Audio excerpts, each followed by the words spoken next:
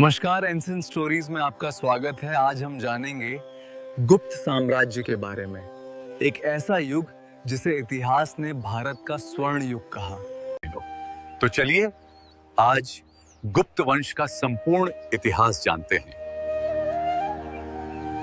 जब मौर्य साम्राज्य का पतन हुआ, भारत की धरती पर एक अजीब सन्नाटा छा गया। कभी चंद्रगुप्त मौर्य और अशोक का विशाल साम्राज्य रहा यह देश अब छोटे छोटे राज्यों में बढ़ चुका था। हर ओर अस्थिरता, भय और विदेशी आक्रमणों की आशंका थी। लोगों के मन में सिर्फ एक ही सवाल था, क्या भारत फिर कभी एक हो पाएगा? और तभी इतिहास के अंधेरे में एक छोटा सा दीप जला। उस दीप का नाम था श्रीगुप्त। श्रीगुप्त कोई महान विजेता नहीं था, लेकिन वह जानता था कि साम्राज्य तलवार से नहीं, नींव से बनते हैं। मैं हूं श्रीगुप्त। मैंने 275 ईस्वी में गुप्त वंश की स्थापना की थी। यहीं से शुरू हुआ गुप्त साम्राज्य।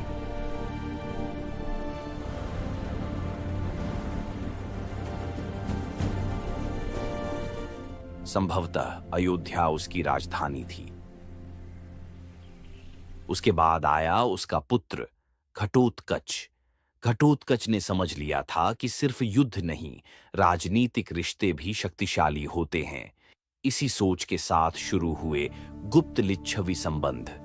यही वह बीज था जो आगे चलकर इतिहास बदलने वाला था।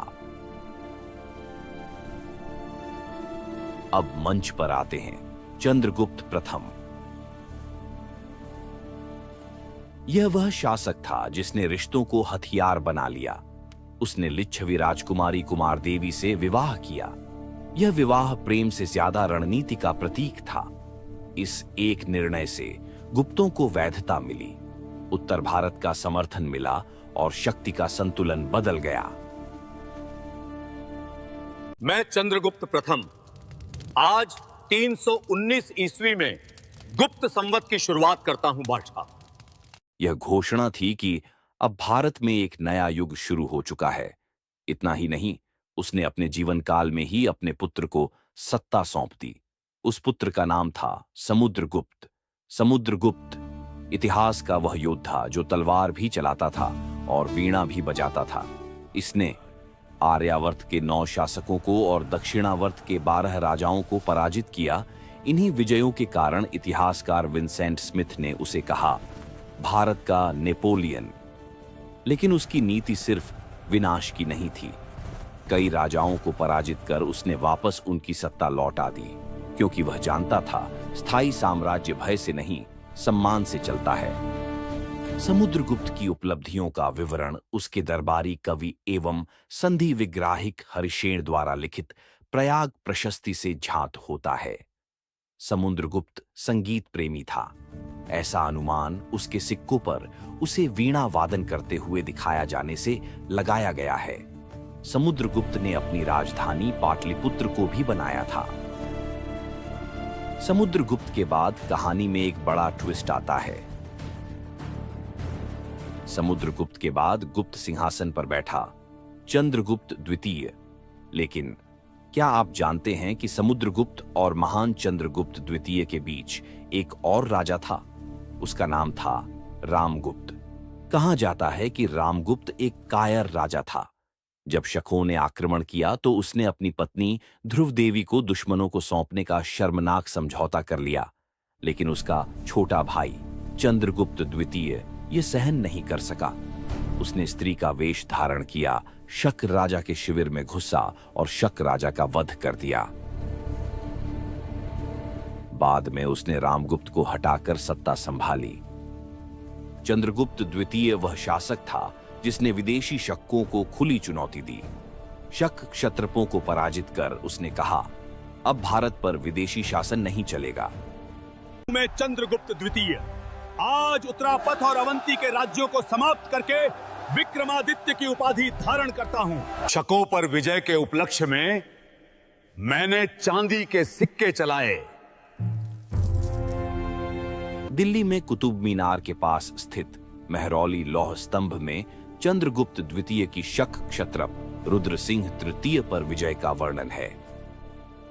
मैं हूं चीनी यात्री फाहियान।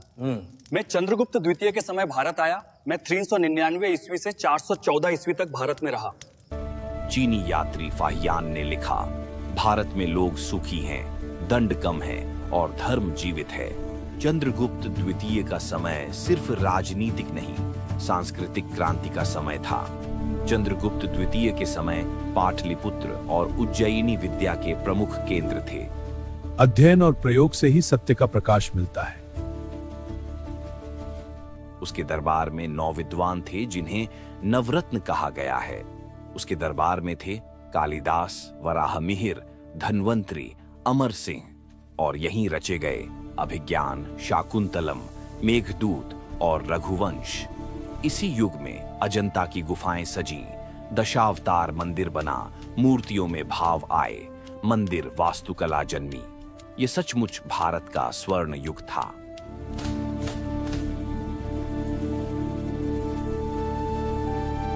चंद्रगुप्त द्वितीय के बाद कुमारगुप्त प्रथम राजा बना।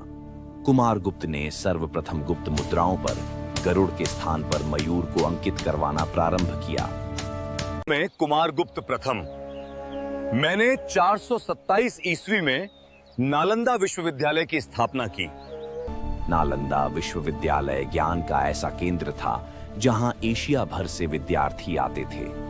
लेकिन समय बदल रहा था। उसके बाद सत्ता संभाली स्कंदगुप्त ने। उसके सामने खड़ा था भयंकर संकट, हूणों का आक्रमण।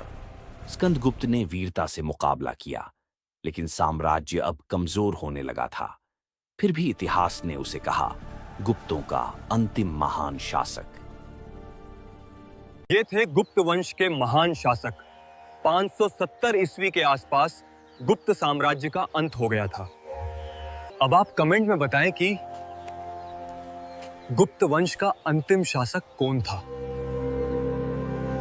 लेकिन गुप्त काल कभी समाप्त नहीं हुआ, क्योंकि मंदिर आज भी खड़े हैं, कालिदास आज भी जीवित हैं, आर्यभट्ट आज भी विज्ञान में चमकते हैं। इसीलिए इतिहासकार बर्नेट ने कहा, भारतीय इतिहास में गुप्त काल का वही स्थान है जो यूनानी इतिहास में पेरिक्लीस का। गुप्त काल में विष्णु शर्मा द्वारा लिखित पंचतंत्र को संसार का सर्वाधिक प्रचलित ग्रंथ माना जाता है। बाइबल के बाद इसका स्थान दूसरा है। आर्यभट्ट ने आर्यभट्टियम एवं सूर्य सिद्धांत नामक ग्रंथ लिखे। इसी ने सर्वप्रथम बताया कि पृथ्वी सूर्य के चारों ओर घूमती है।